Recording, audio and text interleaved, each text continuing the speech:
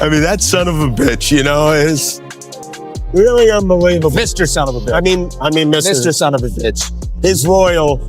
Yes, yeah, no, I never imagined that we'd ever have a president like this, and I hope we don't ever have another president like this again. Anything to talk about. Kimmel was given each one of them was given a reset except for Seth. I didn't even know he was still on the air. Yeah. I don't think anybody did. Everyone's watching Forensic Files. Yes. No one's watching Seth. One of the greatest shows ever. Yeah, but these guys, they had opportunities to reset. Kimmel could have came back and tried to be funny again, or bring guests again, or show any kind of change, but they're really going to ride this out to the last drop. What are they going to do when he's gone? You won't believe this. Tyrus just went after Jimmy Kimmel, and now everyone's talking because the late night guy might not sleep easy tonight. Like, seriously, Tyrus came in strong, like he's ready to shake up Hollywood, and it's already getting messy and kind of fun to watch. It's not the party, it's not the majority, it's the loud voices that scare people from saying what they believe and make you think twice about a joke or whatever, you know, these things. And, you know, a lot of their points are valid, but a lot of them are also just repulsive. And I mean, they repel people from, they go like, oh, you're no fun, I don't want to be around you. Hold up before we go anywhere, hit that like button and subscribe because you really don't want to miss this one. Tyrus is out here going wild. The same guy who used to toss people in the ring is now tossing words like punches. And this time he's not fighting some muscle guy in shiny tights. He's taking it to a whole new level. Are they going to be with Rosie O'Donnell in a 4-way Zoom podcast about Trump ruining their life still? I'm glad you didn't stop at 4-way. Although in my head I can see it. Oh, come on, man. My mouth was up. Nope, this time it's none other than the soft heart of late night himself, Jimmy Kimmel, the Hollywood clown who loves his cue cards a little too much and somehow always finds a way to fall right off that high horse he likes to ride on. Hey, mamas, I have one ex-wife. That's it. Okay? Yeah, you tell I had some scruples. Okay? I'll have one-night stands, but I will not marry people I don't love, okay? There's certain lines there. You can't teach this cracker that. This fight was never fair, cause Tyrus is like a tank full of confidence, and then there's Kimmel, the guy who cried on live TV thinking it made him deep. Like, bro, that's not even close. I really think if they're gonna continue to do a podcast, they need to bring their writers in.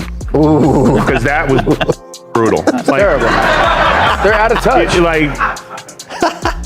It's like listening to two billionaires complaining about no one had change for their $100 bill at McDonald's. You know, The moment this started, the internet went wild because people knew it was about to get messy. Like, no chill, just pure chaos. It felt less like a fight and more like a meme battle where jokes hit harder than punches. they're like 3 ex-lovers Yes. who just found out about each other. And they're all getting together to talk about the man they all still love. Right. And they're just sizing each other up, trying to figure out which one of us has the best shot to get back with him. Yes. They all get together, they compare notes, and they tell each other, yeah, you should never mention his name again. You should never mention his name again. You should never. Does he call you? Doesn't call me? He texted me last week. Oh, so I'm still in the game. That's all this was. And that's why nobody cares. So picture this. Kimmel walks in all smug with his Hollywood glow and a teleprompter full of jokes. Someone else probably found online acting like he's too cool to ever laugh at himself doing his whole I'm so important because I got lights and fake applause thing, but then boom, Tyrus steps in, no sparkle, no script, just straight truth hitting harder than a steel chair, and when he dropped those words, you could almost hear the sound of Hollywood pride breaking, because he didn't just tease Kimmel, he tore the whole fake nice guy image apart like, come on dude, you're not some hero for roasting people who don't agree with you. It's not brave, it's just the same tired act over and over. So annoyed. All I had was a crisp 100. They had no change. I was like, what is this world coming to? That's why I'm moving to Italy, girl. I know, me too. Greg. Like, it's just... Can I say something? Tyrus totally saw through that fake Hollywood mist, and he didn't call out Kimmel for fame. He did it because someone had to say the truth, like how Kimmel acts all bold, but really just makes fun of regular folks while sipping fancy wine in his TV bubble. And the thing is, when Tyrus spoke, it felt real, because it came from someone who's actually struggled and worked hard, not some guy born with a mic and fake morals. And that's when Kimmel's whole nice funny man image started to fall apart, because the moment someone clapped back, he couldn't take it, which is kind of funny coming from the dude who used to prank people for laughs but now can't handle a joke aimed at himself. Like one government crossing guard goes, yeah. How did you feel watching Kimmel cry?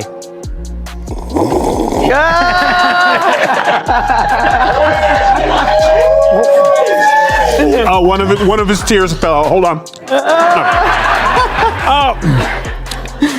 You know, it's funny how this derangement's working, because it only seems to work if you have a camera in front of you. And oh my gosh, the fans went totally crazy online. It was like a digital fight night with half the people screaming. Tyrus just slammed Hollywood and the rest trying to save Kimmel by posting old clips from when he was kinda funny. But let's be real, there weren't many. This whole thing wasn't just two guys arguing, it felt bigger. Like Hollywood's shiny bubble finally got popped by someone who doesn't play by their rules. Tyrus basically told them, maybe try laughing at yourselves for once, which for Kimmel is like asking a cat to swim, and people loved it because Tyrus wasn't being mean, he was just exposing how the guy who used to make fun of Hollywood ended up turning into the same thing, living in a mansion and preaching about morals that seemed to change with his next sponsor. Talk about the ex-wife's club. Yeah. You know, they just sit around, be funny, or they're setting up for when they're all canceled, their tour, their three-man show. Yes. Come watch us say how much we hate the president. By now, even Hollywood couldn't ignore it, because Tyrus made so much sense. It was like watching the class clown finally realize the joke's on him. Kimmel's been hiding behind fake laughs and bright lights for years, but when Tyrus came swinging, there was no script to save him. People online started comparing Kimmel's boring speeches to Tyrus's real talk, and yeah, it wasn't even close. The internet smelled weakness, and boom, the memes came flying harder than any joke Kimmel's told in ages. Tyrus didn't just clap back, he straight up owned the moment, and Kimmel's fans tried to spin it saying Tyrus was jealous, but nah, he was just saying what everyone already knew, that Kimmel's been repeating the same jokes so long it's starting to feel like reruns. The funniest thing about this whole thing is they act like he got into the White House, and right as he got in, he's like, your list that you wrote for him for people to go get. It's like ICE, here they are, go round them up. No one gives a frog's fat ass what you're doing. Yeah. Because if they did, they would have stopped that podcast immediately. Yes, that's right. 100%. What's wild is how this whole drama showed that super thin line between comedy and pretending to be a hero, because Kimmel's been acting like cracking jokes makes him some world saver, and Tyrus just walked in like, nah man, you're only saving your ratings. Then the internet went nuts, turning it into this big battle for the soul of comedy, like one side full of Hollywood folks who think jokes need permission slips, and the other side full of normal people who just want to laugh without being judged, and Tyrus totally spoke for them because he's real, not fake, not fancy, just raw truth, and that's what people love, because no one wants boring lectures pretending to be jokes anymore. They want honesty, even if it's a little rough, and Tyrus is all about that. I expected to walk into work, stepping over, crying, to your credit, libtards. Yes. Like, oh, excuse me, oh, tear. Yeah. There we go. But it wasn't. Everybody went back to their lives. Yeah. So apparently the only way this heartbreak works is if you film it or force someone else to film it. Right. But to your point about Carson, we never knew his political affiliation because he was there to make everyone laugh. All the late night shows. You know what really freaks Hollywood out? It's when someone shows up who doesn't care about their little club, because Kimmel lives for approval while Tyrus couldn't care less. And that's exactly why he's winning without even trying. Kimmel tried to fight back, but it just made him look more desperate, pretending he's above it all, while everyone could see he was shook, because the truth always hits hard, especially when it's funnier than your own material. Soon, people started catching on. His comeback sounded forced, while Tyrus felt real, like the kind of comedy that used to shake things up, not play it safe. And watching him knock Kimmel off that fake good guy throne felt like someone cutting the power in a room full of fake lights, and honestly, the best part was how Kimmel's fans panicked, calling Tyrus bitter or irrelevant, even though he was trending like crazy. Cause let's be real, if Hollywood's sweating, you're definitely not a nobody. One clown went all in on ignoring reality and blames MAGA. We had some new lows over the weekend with the MAGA gang desperately trying to characterize this kid who murdered Charlie Kirk as anything other than one of them, and doing everything they can to score political points from it. So MAGA is desperately trying to portray Kirk's killer as not one of them. If that man was any more full of shit, he'd be a colostomy bag.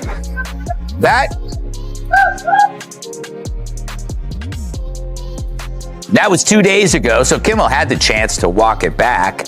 But but he can't. It's kind of funny how karma hit back, because Kimmel made a career clowning others, and now he's the one getting roasted every time he tried to act chill. He just looked weaker while Tyrus stayed cool, laughing at memes of himself taking down Hollywood without even trying, and that's the real win. Cause Kimmel used to be bold, now his jokes feel safe and fake, and Tyrus just reminded everyone that if you can joke about others, you better be ready. When the joke's on you, should be fired because it was such a big murderous election on one side that it should have been a reset.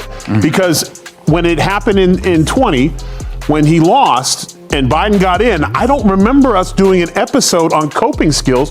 There was no line in the audience where I was like, thank you for coming. Thank you. We just like, well, let's keep going. And I believe we made fun of the situation and ourselves. So I always tell people, try to be the bigger man, which is ironic. But in this case, because the poor sportsmanship is coming from TV, normally I would say you can have one lap and smell your flowers, but go ahead and take 4. Tyrus walked away from all this with way more fans, more respect, and the sweet win of exposing that fake Hollywood myth that fame means wisdom and money means being real, because he showed that none of that makes you untouchable. And when Tyrus hits, he doesn't throw light punches, he drops finishers, and this whole drama became bigger than Kimmel. It's like Tyrus is fighting the whole fake culture of forced smiles and safe jokes while Kimmel can keep his applause signs. Tyrus already has what every comedian wants, that realness that hits harder than any script. And no matter how many times Kimmel tries to act like America's cool uncle, this moment is gonna follow him everywhere. So last night, Jimmy Kimmel returned to his show and gave a self-pitying, tearful non-apology. But I gotta say, it's nice to see someone crying at Kimmel's show besides the audience. Kimmel failed to correct his lie that Charlie Kirk's assassin was a MAGA supporter, but he cited Jesus as inspiration for forgiveness. True, Jesus forgave his executioners, but Jesus also cast demons into a herd of pigs. Because what this whole thing showed can't be unseen. When real truth shows up, Hollywood folds faster than Kimmel, reading cue cards. Tyrus didn't just call him out, he called out the whole circus of fake outrage and moral pretending. Like fame makes your opinion more important. He ripped that illusion apart like it was paper, and people loved every second cause in a world full of fake smiles. Tyrus gave them something real, the truth, with a little attitude, and that's why this won't be remembered as some petty fight, but as the moment someone finally told Hollywood's funny guy to drop the act and get real for once. If you're into real talk and wild stories, then hit that subscribe button and stay tuned to Jacob Reports, where we keep it raw, fun, and totally unfiltered.